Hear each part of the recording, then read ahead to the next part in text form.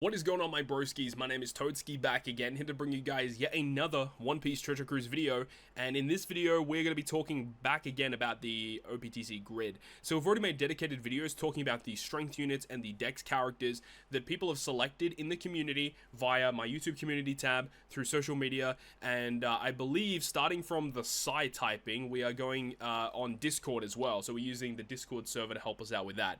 So, we're going to talk about the universally beloved, mostly well-liked, controversial. You guys already know the deal. And it's kind of interesting to see what the community thinks, like what the vibe of the community is in regards to certain characters that have released throughout Treasure Cruise history.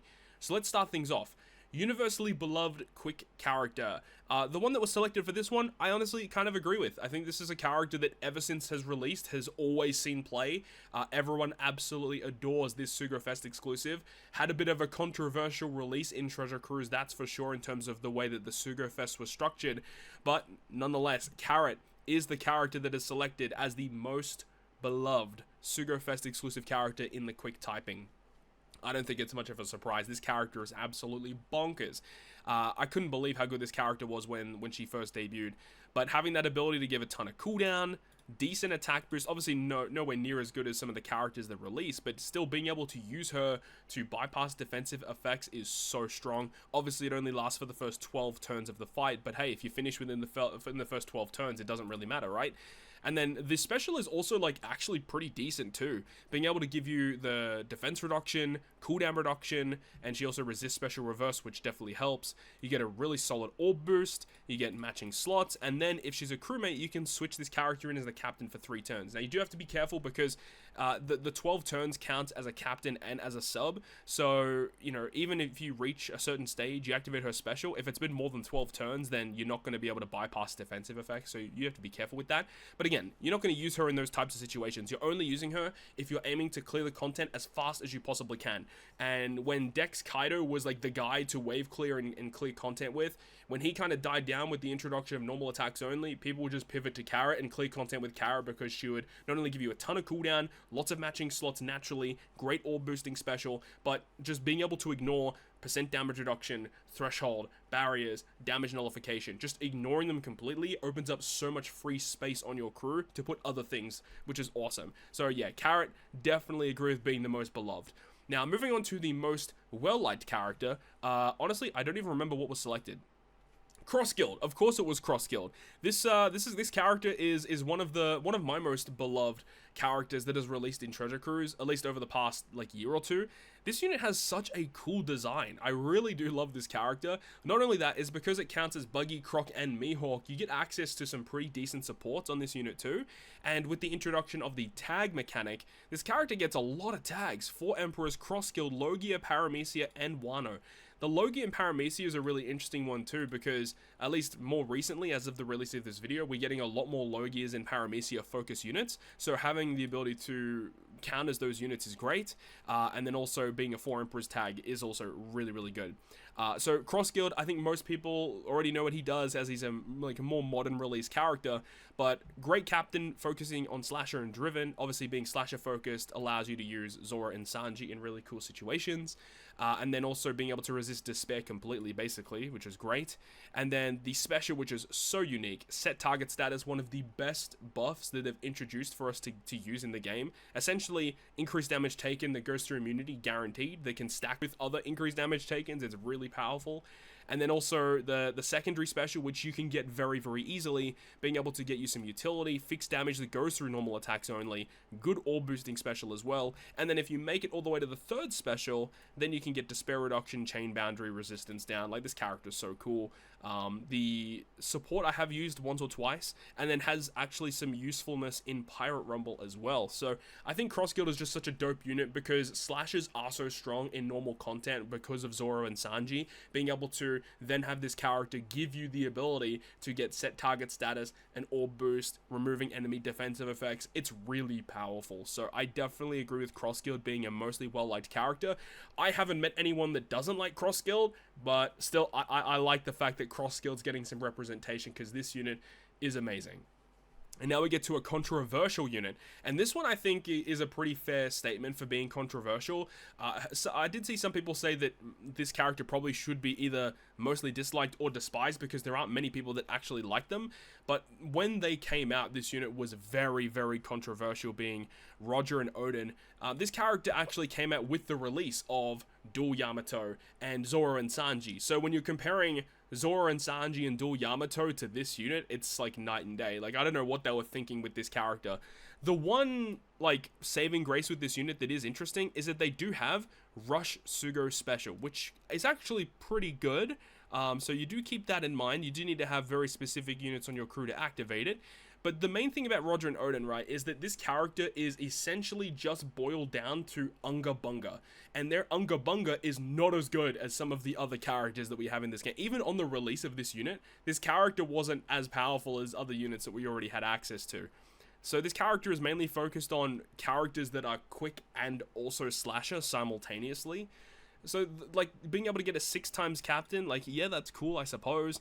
The Roger effect to resist the removal of beneficial effects, health boost, changes strength slots of slashes into Wano. You get despair removal as well, which is very similar to V1 Roger. But that's basically it. Like, nothing that exciting. If you use him as a captain, you get access to this effect to change top row character slots into Wano, which is very Odin-esque. And then you also get bottom rows in middle and bottom row into matching, or block, base attack. This is a very Odin type of super special. This is a very Roger type of captain ability. And then the special ability is kind of a combination of V1 Roger and V1 Odin, damage dealing special. And then you also get like an attack boost / orb boost. There's just not that much going on. It's a very basic bare bones unit with a Rush Sugo special. I will admit that their support effect is actually quite good, being able to just generate a 2.25 attack for units that are both quick and slasher, or a 1.75 times attack boost to quick units and slasher units singularly, which is actually a pretty good support effect that can just trigger on the final stage. I actually used it in the most recent treasure map, so that's cool. This character has some niche play in Pirate Rumble, running that quick slasher team. Honestly, like, the combo of this guy plus this guy actually works kind of well. And then obviously Quick Momonosuke, which came out a month prior to this unit's debut, works very well with them too. So the fact is that they're a very boring unit that doesn't do a whole lot aside from just focusing on doing as much damage as possible, when the damage that they do isn't as good as other characters that we have access to. Like, again, the fact that this character debuted with Zoro and Sanji are what they are comparing to this, like, what are we talking about? Like, this character is just nowhere near as good as them. So controversial, agreed, but only on release. When we're talking in today's day and age, this character I would think is just a mostly disliked character, right? Let's move on to a mostly disliked character, which unfortunately for my man Stump D Gacha is going to be the Film Red Shanks. For those of you who weren't around during Treasure Cruise's release of One Piece Film Red, this was like, it wasn't like the final Sugo Fest release, but this was like, so they did 3 Super Sugo Fest. They did the Uta release, then they did Shanks, and then they did Psy Luffy. And I'm pretty sure that Psy Luffy from Film Red might actually be in the Psy one eventually when we get to it. But this character's release, man, people were so bummed about this. Not only the fact that it wasn't modern day Shanks, they for some reason decided to do flashback Shanks for the Film Red Super Sugo Fest, which was just so strange. I don't know why they opted to do that. And this character did actually introduce a very interesting mechanic with his super special, where he changes all enemies into strength type for 1 turn. That is really, really cool. The only issue is that it's classified as a debuff, which means that it doesn't go through full immunity, and it also doesn't work on enemies that have super typing. So that was the big bummer there. And he does give decent multipliers, at least on release it was decent multipliers. He's focusing on mono quick. You want to run as many quick units as possible because that's where he gets his damage. You get the 5 times boost to quick. You get the 1.1 color affinity boost on top as a captain. And then he also makes slots beneficial, boost chances of landing on these slots. And then the special ability would give you the full board of orbs, including tandem slots and quick slots. You get a chain boost. And if you got 5 or more quick units, you get the massive color affinity boost. And then if you have both chain addition and color affinity when you launch his special, then you get really good utility of removing Rainbow Shield and Damage Threshold, as well as buffing your chain boosts. So essentially, if you had double Shanks, you could get like chain boost, color affinity boost, as well as removal of really good defensive effects. So that does work quite well, but it all boils down to the fact that running mono quick in a more modern sense doesn't actually make a lot of sense, because mono quick only really works against strength bosses, and if you're not going to run against strength bosses, then it doesn't really help.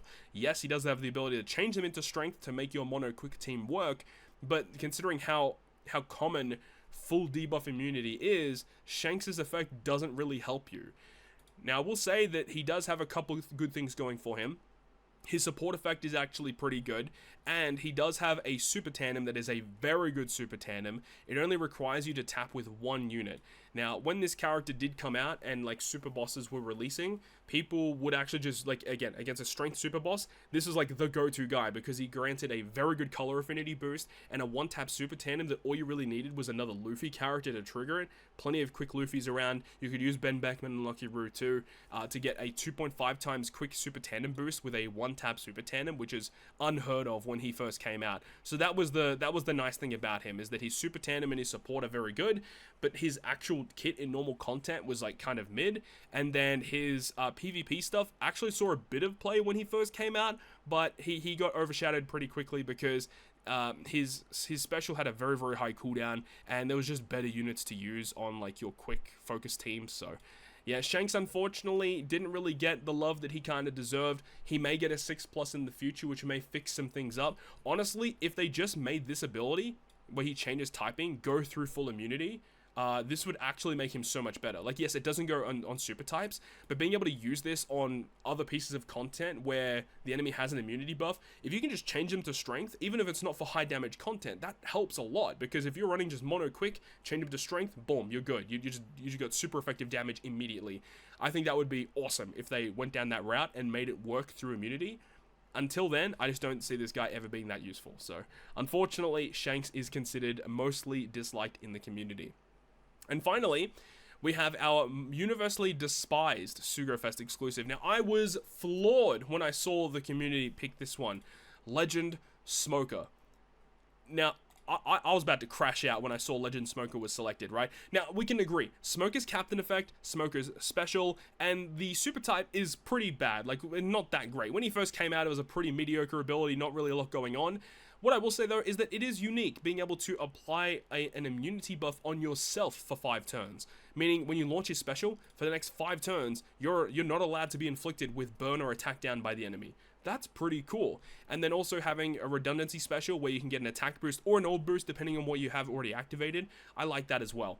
But the thing that really shocked me is people just forgot that he had a really good support effect. This support has seen play on so many teams.